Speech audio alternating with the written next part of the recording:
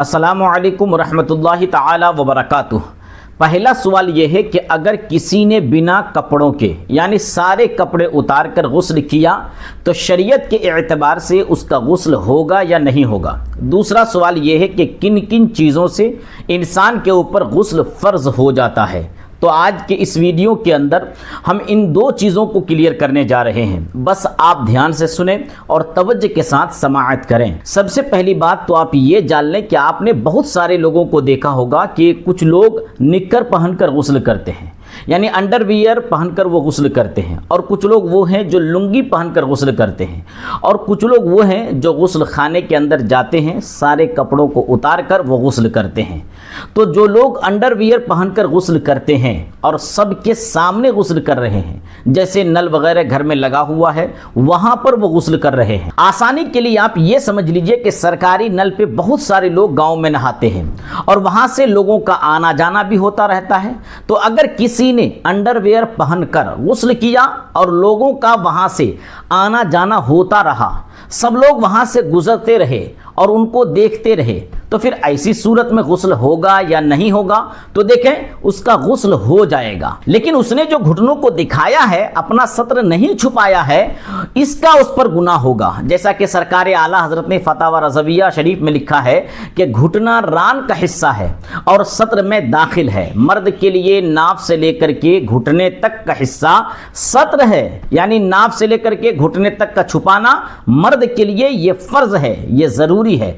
आगे लिखते हैं कि नाफ के नीचे से घुटने के नीचे तक का हिस्सा छुपाना मर्द पर फर्ज है।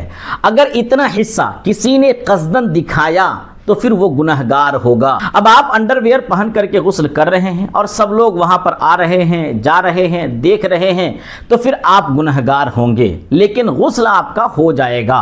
तो ये था अंडरवियर पहनकर नहाने का मसला।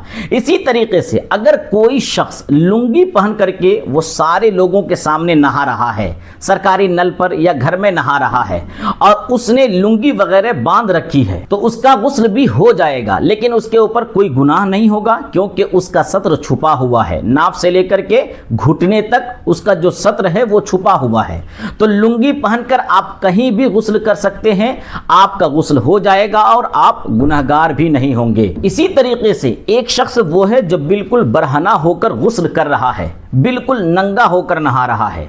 तो इसके ताल्लुक से फुक़हा किराम ने लिखा है कि अगर कोई शख्स नंगा होकर सारे कपड़ों को उतार कर गुस्ल करता है तो गुस्ल शरई एतबार से हो जाएगा, क्योंकि चारों तरफ से दीवार है, दरवाज़ा लगा हुआ है, ऊपर से छत बनी हुई है, फिर उसके अंदर वो शख्स जाता है और पूरा कपड़ा उतार कर वो वहां पर गुस्ल करता है, तो उसका गुस्ल हो जाएगा। लेकिन यहां पर एक बात याद रखना ज़रूरी है, जो शख्स बिना कपड़ों के नहाता है उसके लिए पर्दा ज़रूरी है, एहतियात ज़रूरी है, जिसके ताल्लुक से अल्लाह के नबी सल्लल्लाहु अलैहि वसल्लम इरशाद फरमाते हैं, सरकार दो आलम ने इरशाद फरमाया कि अल्लाह तबारका व तआला इस बात का सबसे ज़्यादा हकदार है कि उससे हया की जाए। इसीलिए अगर आप तन्हाई में भी नहाते हैं तब भी आप हया करें, पर्दा करें तो ज़्यादा बेहतर है। लेकिन अगर कोई शख्स बरहना होकर गुस्ल खाने में गुस्ल कर लिया तो उसका गुस्ल हो जाएगा, इसमें कोई हरज नहीं है। लेकिन ऐसी सूरत में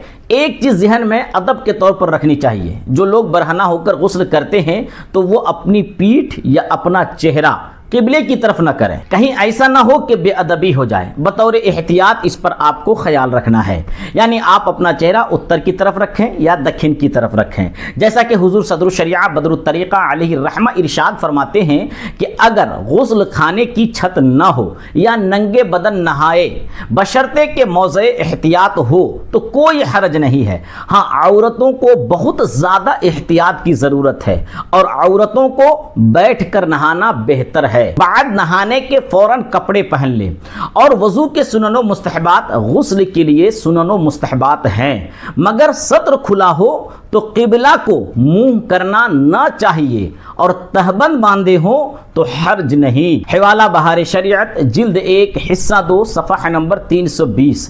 یعنی اگر آپ ننگے بدن نہانا چاہتے ہیں تو بالکل احتیاط کے ساتھ نہا سکتے ہیں، اس میں کوئی حرج نہیں ہے۔ اور اگر کوئی عورت بالکل برہنہ ہو کر بغیر کپڑے کے نہانا چاہتی ہے تو وہ بھی بغیر کپڑے کے نہا سکتی ہے، لیکن اس کے لیے زیادہ احتیاط ضروری ہے۔ اور مرد بغیر کپڑے کے جیسے چاہے وہ نہائے، لیکن عورتیں بغیر کپڑے کے نہانا چاہتی ہیں تو نہائے، لیکن وہ بیٹھ کر نہائے تو زیادہ بہتر ہے۔ اور نہانے کے بعد فوراً کپڑا پہن لینا چاہیے، اور جب نہائیں تو قبلہ کی طرف آپ کا منہ نہ ہو اور نہ آپ کی پیٹھ ہو، بلکہ قبلہ سے الگ ہو، یعنی آپ کا چہرہ یا تو اتر کی طرف ہو یا تو دکھن کی طرف۔ دوسرا سوال یہ ہے کہ کن کن چیزوں سے غسل انسان کے اوپر فرض ہو جاتا ہے، تو اس کو بھی آپ دھیان سے سن لیں۔ نمبر 1، منی کا اپنی جگہ سے شہوت کے ساتھ کود کر نکلنا۔ اگر یہ منی شہوت کے ساتھ نکل گئی اپنی جگہ سے تو اس سے انسان کے اوپر غسل فرض ہو جاتا ہے، چاہے وہ مرد ہو یا عورت ہو۔ اسی طریقے سے احتلام یعنی نائٹ فیل اگر کسی کو سوتے میں ہو گیا، منی خارج ہو گئی، تو اس سے بھی انسان کے اوپر غسل فرض ہو جاتا ہے۔ نمبر 3، مرد نے حشفہ کو شرمگاہ میں داخل کیا، چاہے انزال ہو یا نہ ہو، دونوں صورتوں میں میاں بیوی پر غسل فرض ہو جاتا ہے۔